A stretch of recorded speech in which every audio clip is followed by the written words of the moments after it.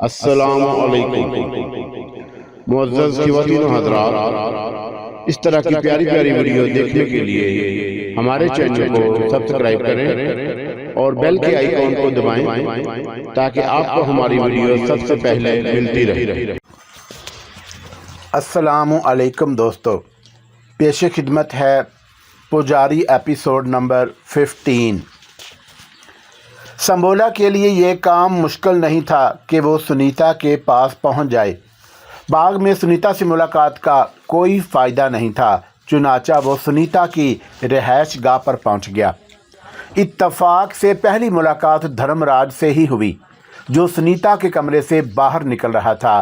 संबोला को देखकर धर्मराज खुश हो गया और बोला, महाराज, कई दिनों से सोच रहा था कि आपसे दरख्वास्त करूं कि ज़रा सुनीता से मिल लीजिए। पता नहीं क्यों ये उदास रहती है, हालांकि मैंने इसे संसार की हर चीज़ दे दी, लेकिन फिर भी ये अपने मन का भेद नहीं खोलती। ये नहीं बताती कि इसके मन में क्या है। महाराज, आप इस सिलसिले में मेरी मदद करें। देखो धर्मराज, इस वक्त जब तुम्हारे दुश्मनों ने एक सांप तुम्हारे लिबास में छुपा दिया था और जैसे ही तुम तन्हाई में जाते, वो सांप अंदर ही अंदर तुम्हें डस लेता और गायब हो जाता और तुम मर जाते। लेकिन हम सही वक्त पर पहुंच गए और हमने तुम्हें उस मौत से बचा लिया। इस तरह हम आज सुनीता के पास बगैर किसी से पूछे हुए आए हैं। जाओ, तुम अपना काम करो, हम देखेंगे कि इसके मन की शांति कहाँ है। इसे शांति मिलेगी, तुम जाओ अपना काम करो। धर्मराज अदब से गर्दन झुकाकर आगे बढ़ गया।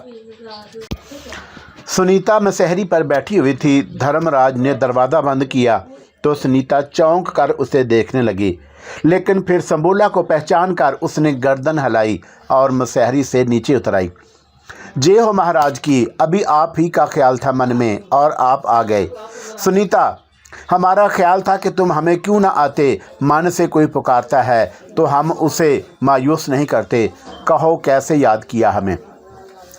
महाराज, कल जब आपसे मुलाकात हुई है, मैं आप ही के बारे में सोच रही हूँ। क्या यही कि आप बहुत बड़े ज्ञानी हैं और हो सकता है कि आपके पास मेरे मन की शांति हो सकता नहीं बल्कि है। संसार में हमने बहुत सौ के मन शांत किए हैं, लेकिन ये कोई बात ना हुई कि तू हमें अपने बारे में बताए और हम ये जाहिर करें कि हम महान हैं। अरे पगली, मज़ा तो जब है कि हम तुझे तेरे बारे में बताएं। आप महाराज? हाँ, तो बताइए। सुनीता बच्चों जैसी मासूमियत के साथ बोली। बुरा हुआ है तेरे साथ और तुझसे पहले तेरे माता पिता के साथ। वो कमीन चमार तेरी माँ के हुस्न के पीछे पड़ गया था। तेरे पिता को उसने अपने हाथों से मारा और माँ पत्थरों के गार में मर गई। उसके बाद तू संसार में दरबदर हो गई। बोल, यही है ना तेरी कहानी? सुनीता की आंखें फैल गईं। उसने फटी फटी आंखों से संबोला को देखते हुए कहा, महाराज, आप तो बड़े ज्ञानी हैं। सुनीता, एक बात कहें तुझसे, बुरा तो नहीं मानेंगी? नहीं महाराज, आपकी किसी बात का बुरा कैसे मानूंगी मैं? तेरा हुस्न धर्मराज को कबूल नहीं करता ना? सुनीता ने गर्दन झुका ली, कुछ लम्हे सोचती रही और फिर आहिस्ता से बोली, वो मेरे पिता की उम्र हैं, मैं उन्हें कैसे मन से कबूल कर सकती हूँ? हाँ, और सत्यप्रकाश? संबोला ने वार किया। सुनीता आंखें फाड़ फाड़ कर उसे देखने लगी, फिर बोली, हाय राम, आप तो सत्यप्रकाश को भी जानते हैं। संसार में कोई भी चीज़ हमसे छुपी हुई नहीं। सुनीता, हम तो जयवर्थी को भी जानते हैं, जिसने तुम्हें अपने जाल में जकड़ा हुआ है। सुनीता ने आंखें बंद करके ज़ोर से गर्दन हिलाई और बोली, तब तो आप संसार में सबसे महान हैं महाराज। लेकिन जयवर्थी तेरी दुश्मन नहीं, वो तो तुझे महान बनाना चाहती है। और देख ले कि उसने तुझे किस तरह ज़मीन से उठाकर आसमान पर बिठा दिया। ये तो आप ठीक कहते हैं महाराज। देवी, इस संसार में कोई बिला वजह किसी का साथ नहीं देता। क्या मतलब? जयवर्थी की बात कर रहा हूँ, मगर मैं समझी नहीं। वैसे मैंने तुझे समझा दिया है, संबोला ने कहा और सुनीता उसका चेहरा देखने लगी। संबोला कुछ देर खामोश रहा, फिर बोला, मैं तुझसे कह रहा हूँ कि संसार में कोई भी अपनी गरज से खाली नहीं होता। हर शख्स अपने कोई ना कोई गर्ज रखता है। अगर जयवर्थी भी 7 घरों को तबाह करना चाहती है तो तुझे क्या मालूम कि उसके मन में क्या है और कौन सी चिता जल रही है। वो भी तो किसी न किसी वजह से ही उन लोगों से बदला लेने पर आमादा हो गई है। अब अगर उसने तुझे अपना बदला लेने का जरिया बना लिया है तो ये भी देख ले कि उसने तेरे लिए क्या नहीं किया। देख सुनीता, कि इस संसार में हर शख्स अपना काम निकालना चाहता है और किसी के लिए कुछ नहीं करना चाहता। अगर कोई किसी के लिए कुछ कर देता है और उसका काम भी निकल जाता है तो लेने और देने का खेल जारी रहना चाहिए। मैं तुझे यही समझना चाहता हूँ। जयवर्ती ने तुझे महान बना दिया और अब तुझ पर फर्ज है कि तू जयवर्ती के काम आ। महाराज, मैं तो काम आ तो रही हूँ, लेकिन मैं आपको क्या बताऊँ। कुछ नहीं, जो तेरे मन में है उसको अपने मन में ही रख। बहुत सी बातें ऐसी होती हैं जिनसे आंखें चुराना पड़ती हैं। ये नसीहत तेरी समझ में आए तो मान लेना, ना समझने वाले हमेशा नुकसान में रहते हैं। जी महाराज, अब मैं चलता हूँ। संबोला चला गया तो सुनीता सोच में डूब गई। इसमें कोई शक नहीं कि जयवर्ती ने उसे बहुत बड़ा मान दिया था, मगर सुनीता के अंदर की औरत जब बेदार होती थी तो वह सोचती कि क्या मेरा जीवन उसी बूढ़े धर्मराज के साथ गुजरेगा। ये तो मुनासिब नहीं। बहुत देर तक वह सोचती रही और फिर उसे फिजा में एक बिनबनाहट सी महसूस हुई। वो इधर उधर देखने लगी।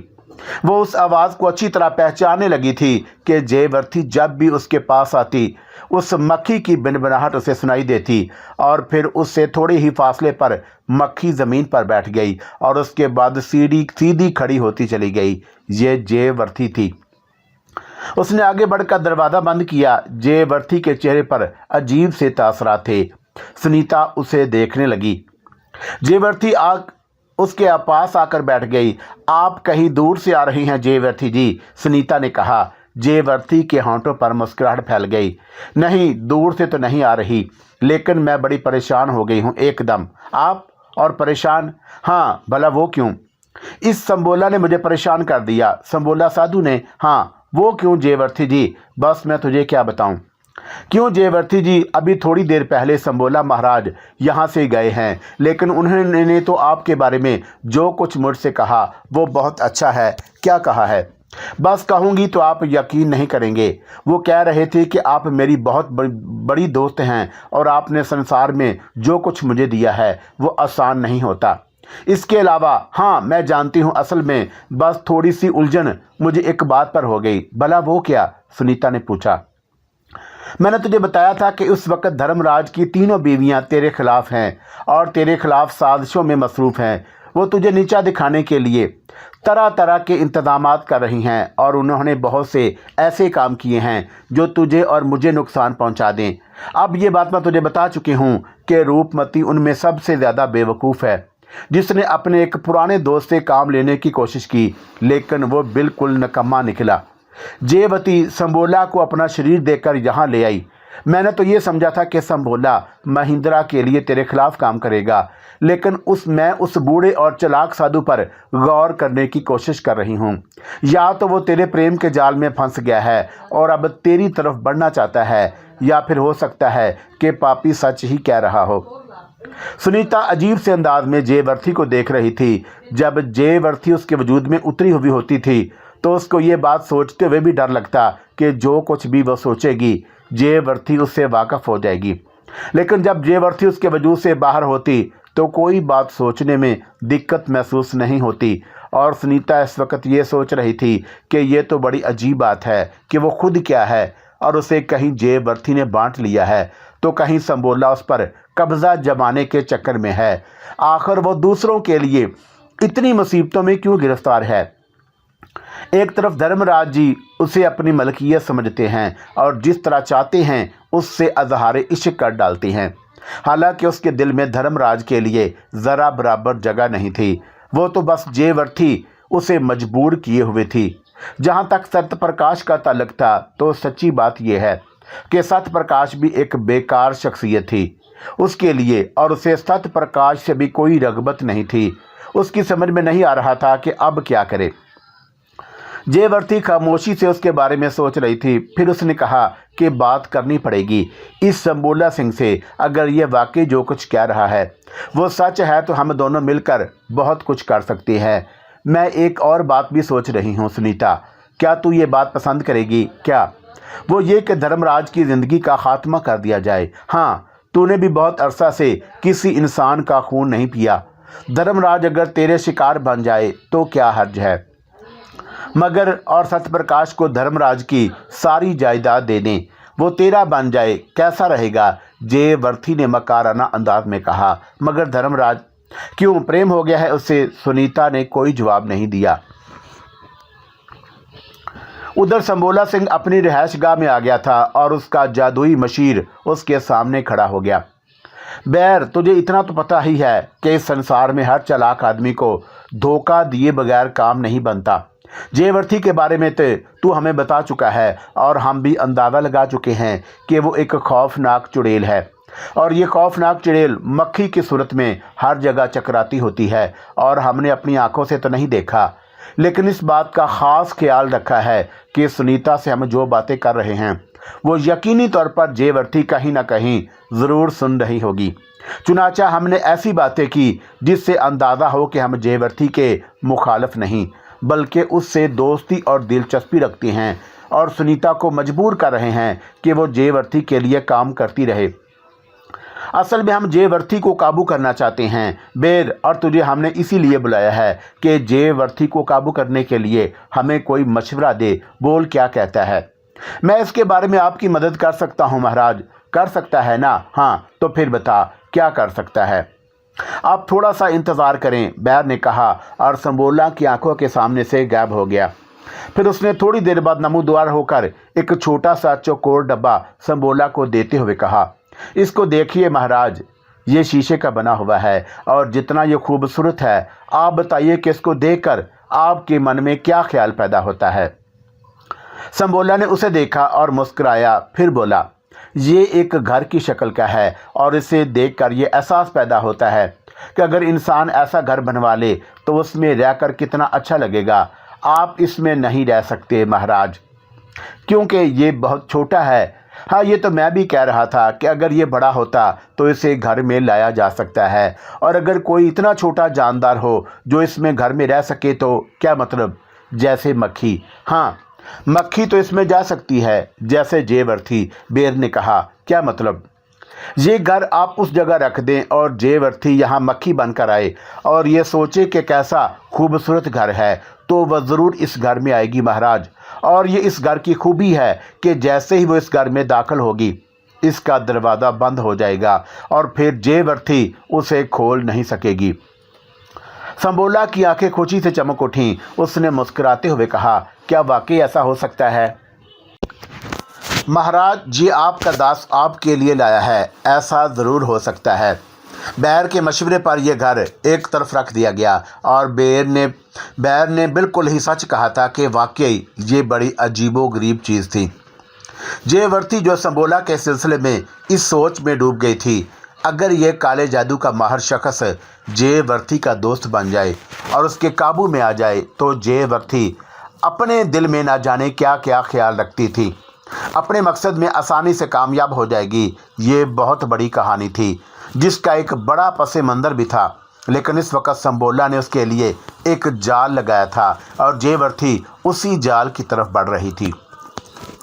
वो मक्खी बनकर संबोला के कमरे की जानब बढ़ रही थी। असल में वो संबोला की हकीकत से मुकम्मल तौर पर वाकिफ़ होना चाहती थी और बार बार ये सोच रही थी कि अगर संबोला उसका दोस्त बन गया तो फिर अपने दुश्मनों से इंतकाम लेने के लिए वो उस साधु की खिदमत भी हासिल कर सकती है जो अपने काले इल्म का माहिर था, और उसे अपने काले इल्म के ज़रिए बहुत से मशवरे भी दे सकता था।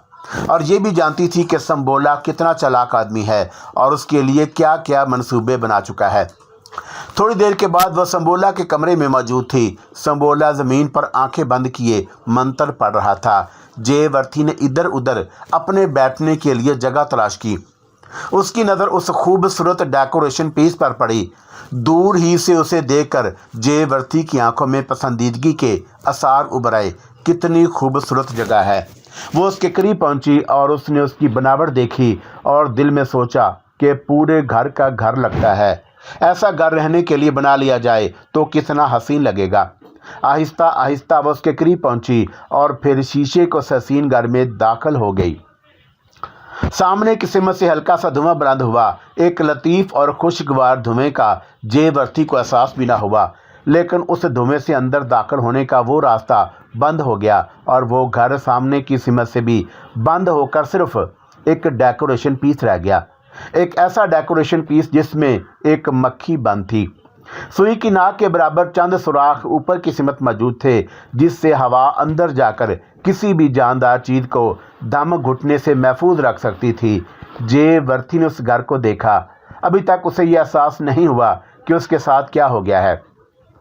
बहरहाल अपनी पसंद की चीज़ का जायजा लेने के बाद वो वापस पलटी और फिर बाहर निकलने के लिए उसने पर तोले, लेकिन ये क्या, वो शीशे की दीवार से टकराई और घबरा कर रुक गई। गालबन रास्ता उधर से नहीं है। दाएं बाएं आगे पीछे हर तरफ उसने टकरें मारी, लेकिन शीशे का ये खौल तो कहीं से भी ऐसा न था कि खुल जाए और वो उससे बाहर निकल जाए। जेवर्थी के पूरे वजूद में सनसनाहट दौड़ गई। ये क्या हुआ, उसने दिल में सोचा और दहशतज़दा निगाहों से सामने बैठे हुए संबोला को देखने लगी। संबोला आंखें ज़रूर बंद किए हुए था, लेकिन उसके होंठों पर एक शरीर सी मुस्कुराहट फैली हुई थी। उसने चंद लम्हात के बाद आंखें खोली और शीशे के खौल में बंद मक्खी को देखने लगा। फिर बेइख्तियार उसके हलक से एक बेहानक कहका निकल गया। जेवर्थी को यूं ही महसूस हो रहा था कि संबोला उस पर हंस रहा है और वो सारी जान से कांप गई। एकदम उसे ये एहसास हुआ कि संबोला की हंसी में एक ऐसा अंदाज छुपा हुआ था जिससे ये पता चले कि वो जेवर्थी की यहाँ मौजूदगी से वाकिफ़ है।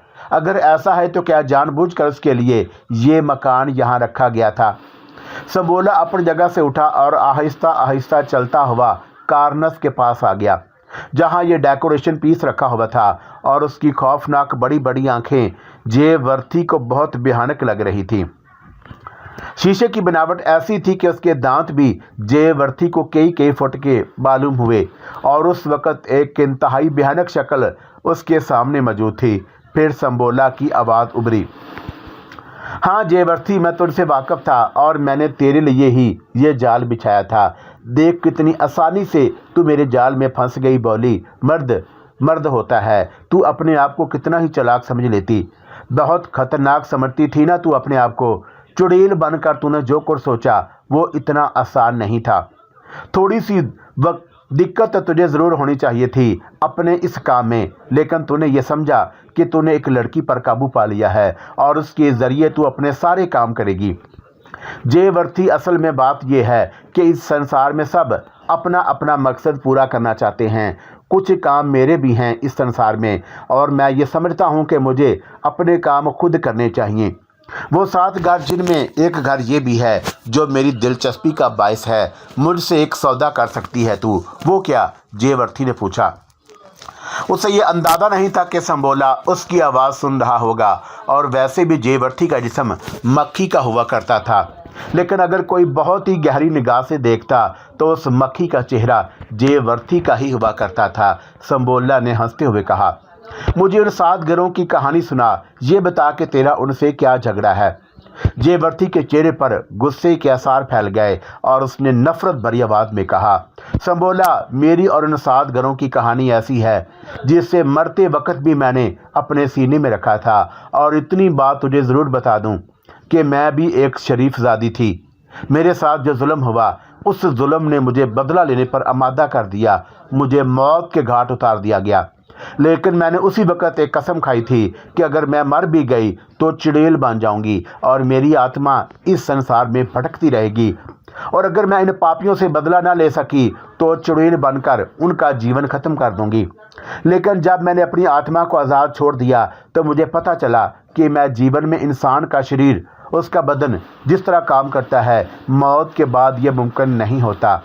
वो सिर्फ एक हवा बनकर रह जाता है, और ये हवा दूसरों से अपना काम तो ले सकती है, खुद वो सब कुछ नहीं कर सकती जो वो करना चाहती है। और इस शक्ल में मुझे मजबूरी महसूस हुई। मेरे दुश्मनों ने मुझे ज़मीन में गड्ढा खोद कर बंद कर दिया। इस लड़की ने मुझे उस गड्ढे में से निकाला और फिर मैंने इसे एक आला बना लिया। वो पाग है और एक पाग सारे काम कर सकती है। उसे इंसानों का खून पीने का शौक़ है और उसके अंदर किसी न किसी शक्ल में एक शैतान छुपा हुआ है। मुझे उस शैतान से दिलचस्पी थी और वो मेरा काम कर रही थी, लेकिन संबोला तू बीच में क्यों आ मरा? जवाब में संबोला ने कहका लगाया और बोला, ये सब कुछ तेरा ही किया धरा है। जयवर्थी चल, तूने यहाँ तक तो बताया, चल अब ये बता कि इसके आगे की क्या कहानी है। बस कहानी से तेरा कोई वास्ता नहीं है, जयवर्थी ने कहा। अरे पगली, यही तो तेरी बेवकूफ़ी है। अब मैं उन 7 घरों से राब्ता करूं कि अगर जीना चाहते हैं कि मरना, तो तू अब मेरे कब्जे में आ चुकी है। जयवर्थी अब आगे का तमाशा देखना, मैं क्या करता हूँ। संबोला कहका लगाने लगा और जयवर्थी उसे खूनी निगाहों से देखने लगी। दर हकीकत जो कुछ हुआ था वो उसकी तवक्का के खिलाफ था। उसने कभी ख्वाब में भी नहीं सोचा था कि ऐसी कोई विपदा उस पर पड़ सकती है। थोड़ी देर तक वो खामोश रही, फिर उसने कहा, संबोला, इन 7 घरों से बदला लेना मेरे जीवन का सबसे बड़ा काम है। तू मुझे आज़ाद कर दे। मुझसे क्या चाहता है? जहाँ तक सुनीता का ताल्लुक है, अगर तू सुनीता से कोई काम लेना चाहता है तो मैं तुझे उससे नहीं रोकूंगी। अपने और मेरे बीच एक मुआहदा कर ले। संबोला फिर जोर से हंसा। उसने कहा कि जयवर्थी मेरा दाव मुझ पर ही आजमा रही है। उस वक़्त जब मैं सुनीता से बातें कर रहा था तो तू वहाँ मौजूद थी। मेरे बैर ने यही बताया था और मैंने इसीलिए ये बातें की थी जिनसे तू मेरे चुंगल में आ जाए और फ़ौरन ही मेरे बारे में बुरे अंदाज में ना सोचे। ये सारी बातें बेकार हैं जयवर्थी। हाँ, अगर कहीं तेरी ज़रूरत पेश आई तो मैं तुझे बाहर निकाल लूँगा, इस बात की तू चिंता मत कर। जयवर्थी खामोश हो गई और फिर संबोला ने कहा कि तू अब ये समझ ले कि मैं अपने काम को शुरू करने जा रहा हूँ और कम से कम तुझसे मुझे निजात मिल जाएगी। उसके बाद संबोला जयवर्थी की कैद खाने यानी उस छोटे से शीशे के जाल को अपने लिबास में छुपाकर वहाँ से बाहर निकल आया और थोड़ी देर बाद वो सुनीता के पास पहुँच गया। सुनीता खामोश बैठी हुई थी। संबोला ने कहा कि हाँ सुनीता, क्या सोचा तूने आगे के बारे में? मैं समझी नहीं महाराज। फर्ज कर कि अगर मैं तुझे जयवर्थी से निजात दिला दूं तो तू मेरे लिए क्या कर सकेगी? महाराज, मैंने कभी सोचा ही नहीं। सोचना बड़ा ज़रूरी होता है। वैसे क्या तू जयवर्थी से निजात हासिल करना चाहती है? हाँ महाराज, मैं खुशी से उसके चुंगल में नहीं फंसी, सुनीता ने कहा। मगर तूने उसके कहने पर सब कुछ किया तो सही ना। मजबूरी भी तो कोई चीज़ होती है। अगर मैं ऐसा ना करती तो क्या करती? आप खुद बताइए मुझे महाराज। अच्छा खैर, इस बात को छोड़। अब ये बता कि धर्मराज के बारे में तेरे दिल में क्या ख्याल है? फ़र्ज़ करके अगर मैं तुझे उस बात का मौका दूं कि तू धर्मराज को रास्ते से हटा दे और मुझे इस हवेली का और इन ज़मीनों का मालिक बना दे, तो क्या तू ये बात पसंद करेगी? ये तो मैं नहीं जानती, क्योंकि सत्यप्रकाश से कभी मेरी बात हुई भी नहीं। तू बात कर उससे, हमारा नाम बिल्कुल मत लेना। तू उससे ये बात कर कि अगर वह तुझसे प्रेम करता है तो आखिर चाहता क्या है। मगर महाराज, आप मुझे ये बात तो बताइए कि अगर मैं ऐसा करूं और जयवर्थी की मर्ज़ी के ख़िलाफ़ हो तो मैं क्या कर सकूंगी?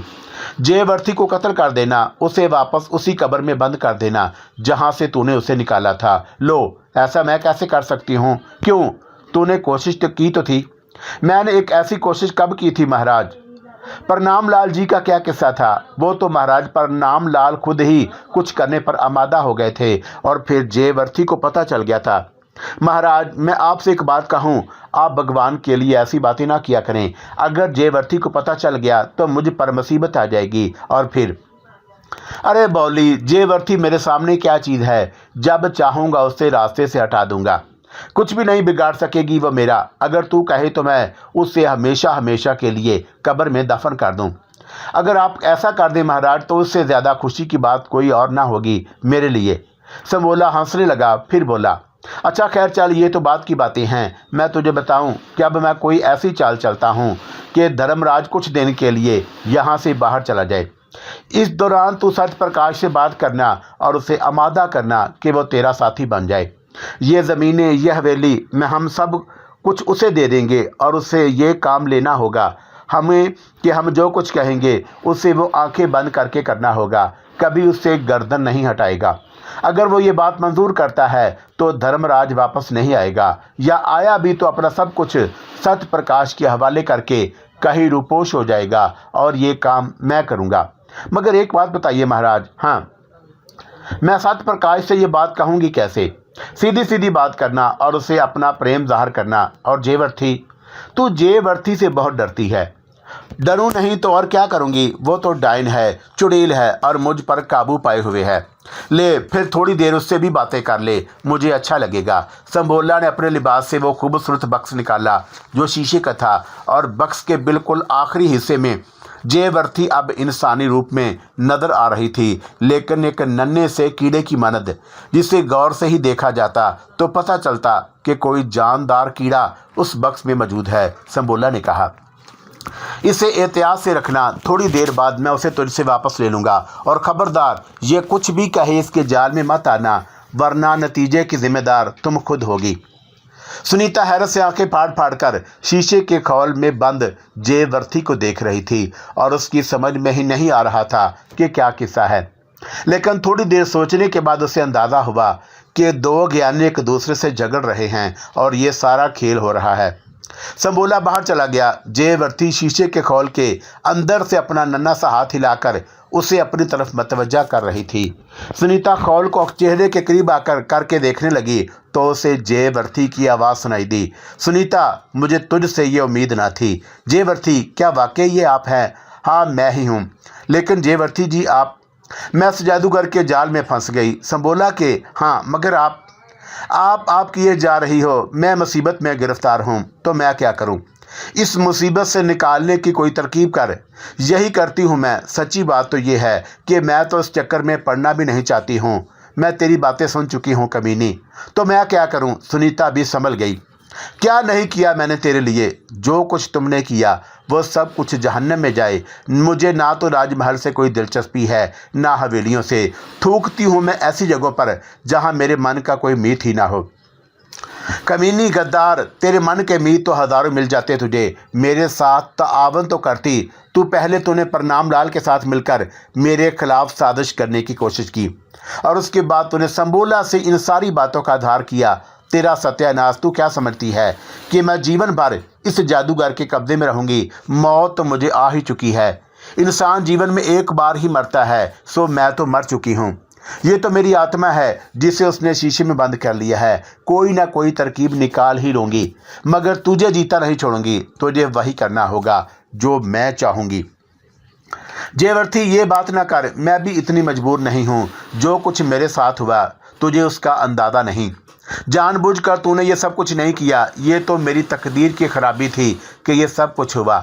तेरी तकदीर तो मैं बनाऊंगी, तू देखना तो सही। छोड़ जयवर्ती, छोड़। मैं भी इतनी ज़िद्दी हूँ कि अगर इस बात पर तुल जाऊँ कि जो काम तू कह रही है वो कभी ना करूँ, तो फिर मुझे इस संसार का कोई भी इंसान मजबूर नहीं कर सकेगा। ये बात है तो फिर ठीक है, तो देख कि मैं क्या करती हूँ तेरे साथ। अरे छोड़, तू क्या करेगी मेरे साथ? तू तो खुद कैदी बनी हुई है।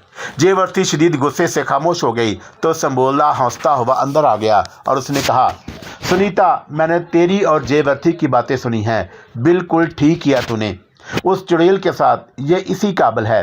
अपने मतलब के लिए उसने तुझे इस्तेमाल किया और तू इसके जाल में फंस गई थी, मगर मैंने तुझे इसके जाल से निकाल दिया है। ये कहकर संबोला ने शीशे का वो घर उठाया और अपने लिबास में रखा और फिर वहां से बाहर निकल गया।